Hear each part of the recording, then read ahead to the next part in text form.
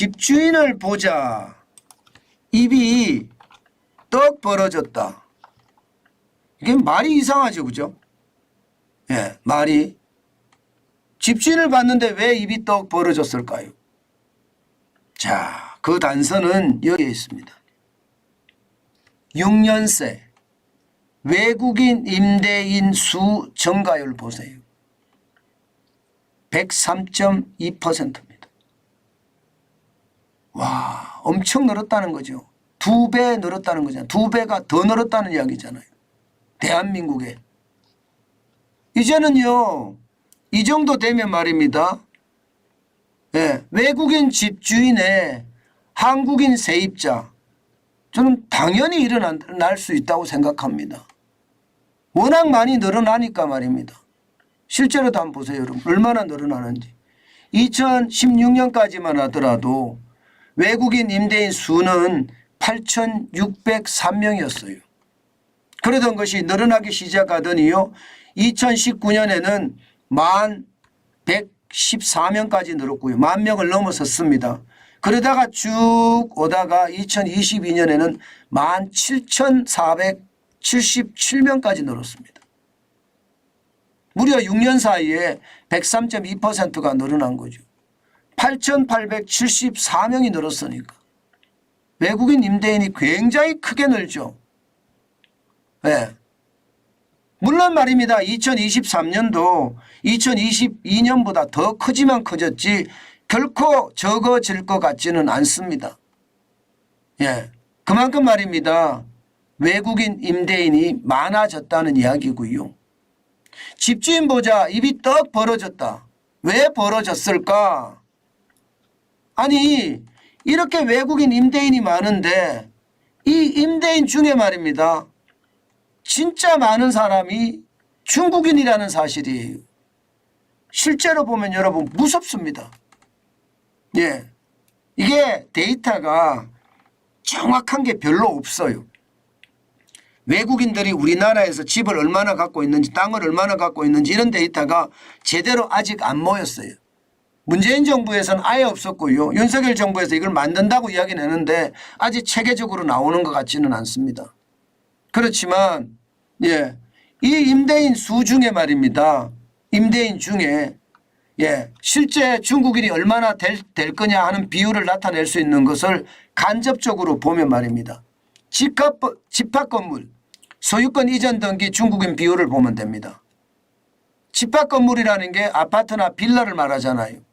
여기에 소유권 이전 등기에 대한 중국인 비율이 여러분 와 엄청납니다. 2019년에 74.6%예요.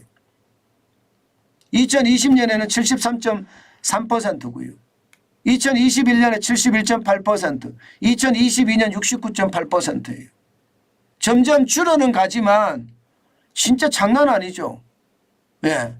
실제 말입니다. 2022년 기준으로 집합 건물을 소유한 중국인은 무려 말입니다. 6만 138명입니다.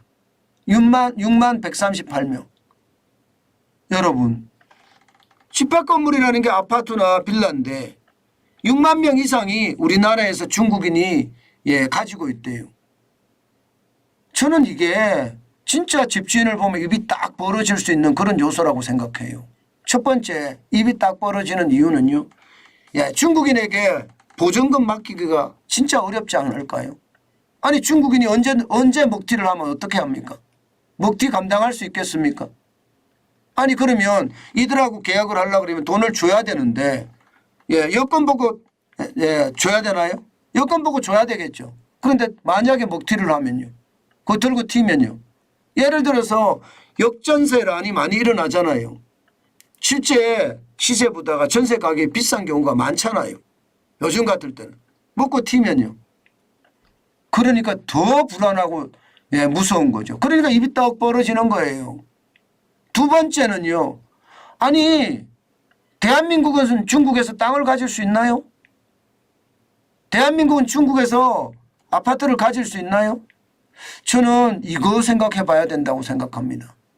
그들은 사용권을 주지 매매권을 주는 건 아니잖아요. 그러면 호혜의 원칙이라는 게 있잖아요. 예, 우리나라에서도 예, 우리는 땅을 우리가 소유할 수 있습니다.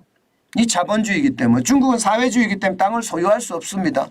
그냥 땅은 정부 거고요. 땅을 사용하는 사용권을 매각할 뿐이거든요. 그러면 거기에 걸맞게 우리도 호외의 원칙을 가지고 가야 되잖아요. 게다가 말입니다. 그런 호외의 원칙이 정해지지 않으니까 중국인들이 아파트 사고 빌라 사서 집값 올리는 거 저는 당연히 있을 수 있다고 봅니다. 당연히 있을 수 있다고. 도대체가 나라와 나라 사이에 어떤 외교라는 것도 그렇고요. 예, 이게 경계가 애매모호한 것도 문제지만 중국인이 이렇게 우리나라에 와서 집을 사고 예, 땅을 사고 한다는 자체가 상호 호혜의 원칙에서 벗어날 뿐만 아니라 그들이 우리나라에서 이게 아파트값만 올리는 것은 아닌가 저는 그런 생각도 해봅니다. 실제로 말입니다. 중국인이 간 곳 있잖아요. 캐나다 밴쿠버라든가 뉴질랜드라든가 호주의 시드니라든가 집값 다 올려놨잖아요. 우리나라도 대한민국 서울의 집값을 저는 이들이 올렸을 수도 있다고 봅니다. 제발 상호 호혜의 원칙 하에 저는 했으면 좋겠다. 예, 그들이 풀어주는 만큼 우리도 똑같은 동등한 어떤 대우를 해줘야지 우리만 말입니다. 다 풀어주고 예, 전기차 시장도 다 풀어주고 드론 시장도 풀어주고 서빙 로봇 시장도 풀어주고 태양광 시장은 완전히 다 풀어놔서 망해가고 있고 아니 우리 산업이 망해가면서 풀어주는 이유가 뭘까요? 아니 우리나라의 집값이 폭등하면서도 계속 사게 해주는 이유가 뭘까요? 그리고 세 번째가 바로 이 부분이에요. 중국인들은요. 우리나라 규제 DSR 규제인지 DTI 규제인지 규제를 안 받아요. 우리는 규제를 다 받는데 아니 역차별이잖아 역차별. 저는 이런 일들이 좀 없어졌으면 좋겠어요. 윤석열 정부가 생기면 이런 게 없어진다고 저는 알고 있었는데 이게 여러분 그렇게 되지 않는 것이 안타깝지 않나요? 예, 저는 너무 안타까운 것 같아요. 그렇게 되지 않는 사실이.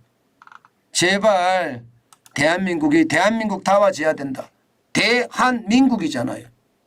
예, 그래서 진짜 예, 대한민국이 대한민국다워져야 된다. 그 말씀 꼭 드리고 싶고요.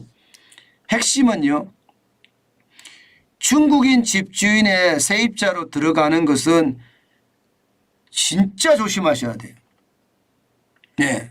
이게 한국인 집주인은 주민등록이 돼 있고 예, 언제든지 찾아갈 수 있기 때문에 이게 그나마 악덕 집주인이라도 예, 누군지는 알거든요. 중국인 집주인은 그것도 모르고요. 그냥 훅 날아갈 수도 있습니다.